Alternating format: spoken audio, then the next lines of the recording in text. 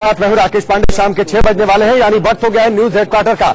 दिन भर की तमाम बड़ी और अहम खबरों को एक अलग अंदाज में सीधे न्यूज रूम से आपके सामने रखने का। नागरिकता कानून को लेकर विरोध जारी है। तमाम आशंकाओं के बीच आज देश भर में जुमे की नमाज अता की गई और करीब करीब जो प्रदर्शन है वो शांतिपूर्ण रहा, लेकिन नागरिकता का विरोध जारी है। लोग अभी भी सड़कों पर हैं। राजस्थान हो,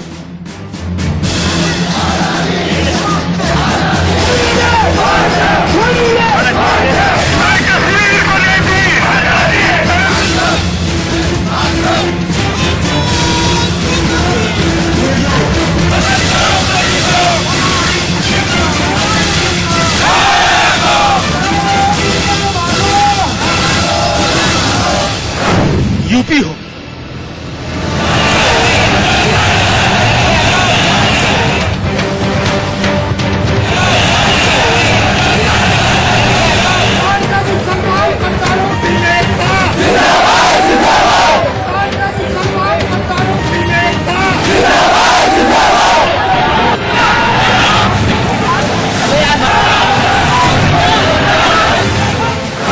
बिहार हो,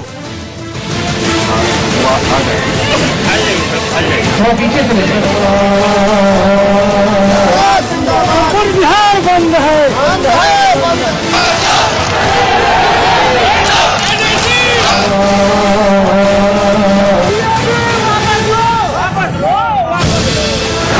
दिल्ली हो,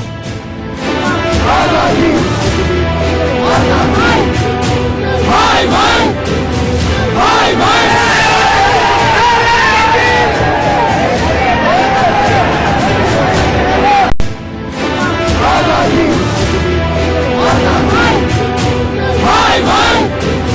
भाई भाई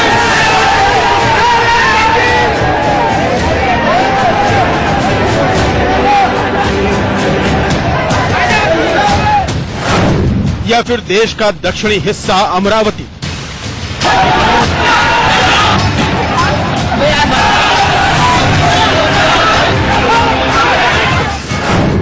शहर शहर फिर नागरिकता पर सुलगा देश।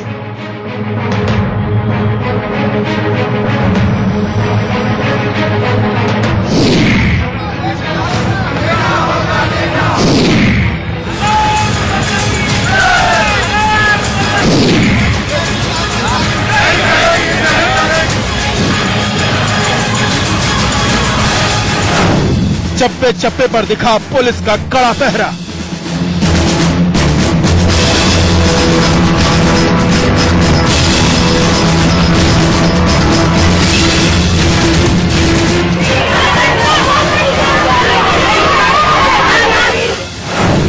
नागरिकता के खिलाफ जनता का मोर्चा जारी।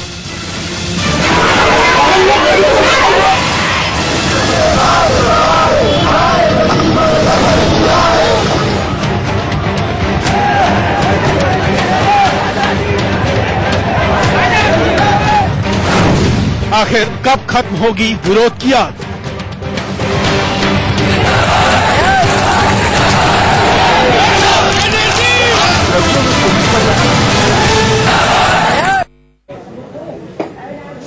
नागरिकता के विरोध में अभी भी लोग सड़कों पर हैं। आज जुमे की नमाज के बाद बड़ी संख्या में लोग सड़कों पर उतरे।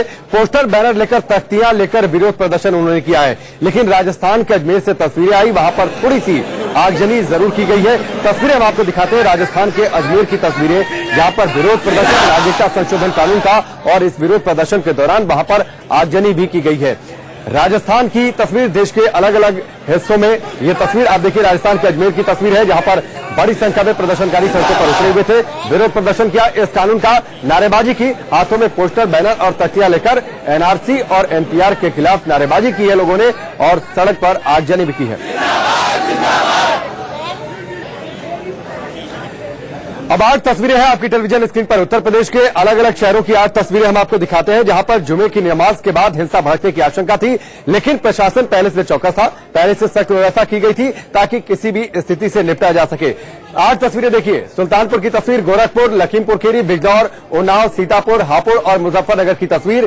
पहले ही उत्तर प्रदेश में बीते सप्ताह लगातार हिंसा हुई थी। जुमे की नमाज के बाद अलग अलग शहरों में हिंसा की आग भड़की थी और उसके बाद एहतियातन आज शुक्रवार था, जुमे की नमाज को देखते हुए उत्तर प्रदेश सरकार अलर्ट थी। पुलिस प्रशासन सख्त था और पर्याप्त सुरक्षा व्यवस्था के इंतजाम किए गए थे अलग अलग शहरों में, खासतौर पर उन शहरों में जहां पर बड़े पैमाने पर हिंसा हुई थी, पथराव हुआ था, आगजनी की गई थी। तो उत्तर प्रदेश के 8 अलग अलग शहरों की तस्वीरें आपने देखी। अब दिल्ली की तस्वीरें दिखाते हैं। दिल्ली में भी कई इलाकों में जुमे की नमाज के बाद विरोध प्रदर्शन होने की आशंका थी, जिसके मद्देनजर पर्याप्त सुरक्षा के इंतजाम किए गए थे। बड़ी संख्या में पुलिस के जवानों को तैनात किया गया था। 5 तस्वीर आप टेलीविजन स्क्रीन पर है। जामा मस्जिद की तस्वीर, सीलमपुर की तस्वीर, जामिया इलाके की तस्वीर, चाणक्यपुरी और जोरबाग की तस्वीर। जामा मस्जिद में आपको याद होगा पिछली बार शुक्रवार को जुमे की नमाज के बाद किस तरीके से विरोध प्रदर्शन हुआ था। रात तक विरोध प्रदर्शन, नारेबाजी का सिलसिला चला था। दिन भर प्रदर्शन जरूर शांतिपूर्ण था, लेकिन शाम होते होते उसके आसपास के इलाके में बड़े पैमाने पर आगजनी हुई थी, जिसके बाद पुलिस को बल प्रयोग करना पड़ा था।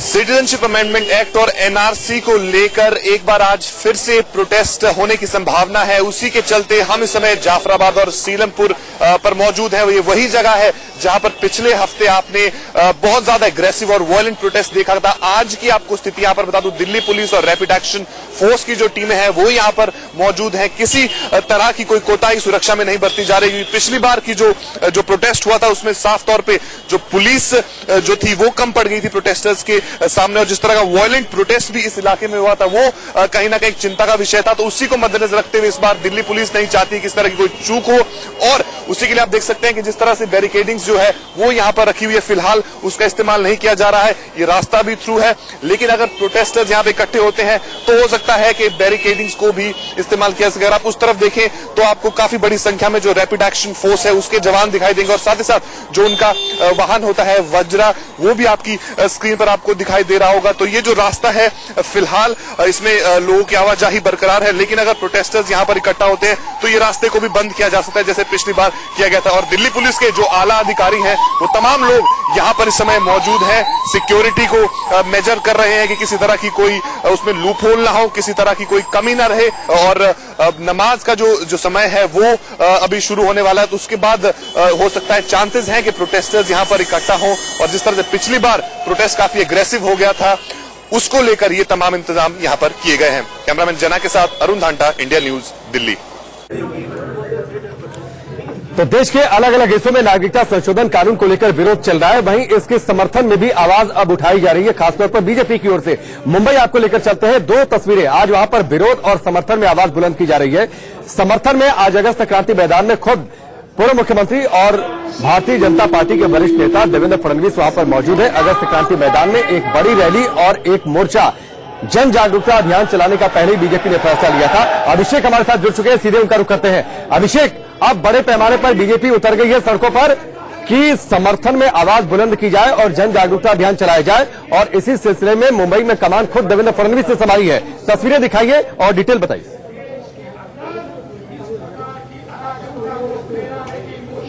बिल्कुल सही कहा आपने। बिल्कुल देखिए, जिस तरीके से इस वक्त मुंबई के अगस्त क्रांति मैदान में जमकर यहाँ पर भारी संख्या में लोग यहाँ पर इकट्ठा हुए। अब देखिए किस तरीके से यहाँ पर एक जनसैलाब उमड़ा पड़ा हुआ है। भारी संख्या में लोग, मुंबई के लोग आज ऑफिस के दिन ऑफिस छोड़कर 4 बजे से इस जगह पर इकट्ठा है और इस जगह पर सिटीजन अमेंडमेंट एक्ट के सपोर्ट करने के लिए लगातार यहाँ पर खड़े हैं। बिल्कुल कहते हैं कि अब तक जो सिटीजन अमेंडमेंट एक्ट के लेकर सपोर्ट जो रैलियां निकाली जा रही थी वो तमाम लोग निकाल रहे थे, लेकिन बीजेपी साफ तौर पर सामने आ चुकी है और वह उनके नेता पूरे रोड पर आ चुके हैं। वह अब समर्थन में रैलियां कर रहे हैं और लोगों को समझा रहे हैं कि जिस तरीके से सिटीजन अमेंडमेंट एक्ट को लेकर लगातार जो विरोध किया जा रहा है, गलत अफवाहें फैलाई जा रही है, बिल्कुल गलत है। और यही वजह है कि लोगों के बीच में जाकर हर एरिया में, हर नुक्कड़ चौराहे पर वह रैलियां करके बताया जा रहा है कि नहीं, जो भी विरोधियों द्वारा कहा जा रहा है बिल्कुल गलत है। और यही वजह है कि सिटीजन अमेंडमेंट एक्ट के सपोर्ट में भारी संख्या में लोग इस वक्त मुंबई के अगस्त क्रांति मैदान, वह ऐतिहासिक मैदान है अगस्त क्रांति मैदान, इस मैदान पर यहाँ पर रैलियां निकाली जा रही है। हालांकि आपको बता दूं,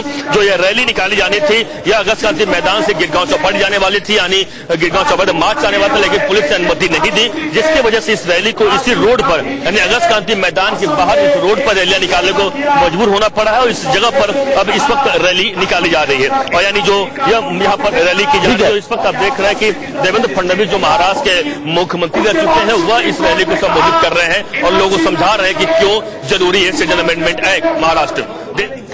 ठीक है, चलिए अभिषेक, हमसे जुड़ने के लिए इस पूरी जानकारी के लिए आपका बहुत बहुत शुक्रिया। आगे आपसे अपडेट लेते रहेंगे। अभिषेक जो कि जुड़े हुए थे अगस्त क्रांति मैदान में भारतीय जनता पार्टी की एक बड़ी रैली और कमान खुद देवेंद्र फडणवीस के हाथों में। पहले ही बीजेपी ने फैसला लिया था कि अलग अलग शहरों में बड़े नेता खुद कमान संभालेंगे। जन जागरूकता अभियान और साथ ही नागरिकता संशोधन कानून पर जो अफवाहें फैली हैं उन अफवाहों को दूर करने के लिए जनता के बीच में भारतीय जनता पार्टी के बड़े नेता जाएंगे और इसी सिलसिले में प्रेस कॉन्फ्रेंसेस की शुरुआत कर दी गई है। और आज प्रेस कॉन्फ्रेंस खुद की केंद्रीय मंत्री प्रकाश जावड़ेकर ने, और इस प्रेस कॉन्फ्रेंस के जरिए राहुल गांधी पर बड़ा हमला बोला, कांग्रेस पर बड़ा हमला बोला। प्रकाश जावड़ेकर ने दो टूक कह दिया, राहुल गांधी 2019 के लिए झूठे ऑफ द ईयर के सबसे बड़े पात्र है। नागरिकता संशोधन कानून पर अफवाह फैलाया जा रहा है और एनपीआर का मकसद दरअसल गरीबों की पहचान करना है। एनपीआर से क्या होता है? एनपीआर से गरीब की पहचान होती है। 2010 में बने एनपीआर के डाटा के आधार पर अनेक राज्यों ने अपने राज्य में बेनिफिशियरीज का सिलेक्शन किया। अब वही 2020 में हो रहा है। लेटेस्ट स्थिति आएगी सामने तो लाभार्थियों की पहचान में एनपीआर का बहुत बड़ा योगदान होता है, सहायता होती है। राहुल गांधी कांग्रेस के अध्यक्ष थे तब भी और अब नहीं है तब भी कुछ भी बोलते हैं और लगातार झूठ बोलते हैं। 2019 का मैन ऑफ द ईयर, ऐसे जो सभी लोग आप विश्लेषण करोगे, झूठ ऑफ द ईयर, ये पुरस्कार के लिए वो पात्र है।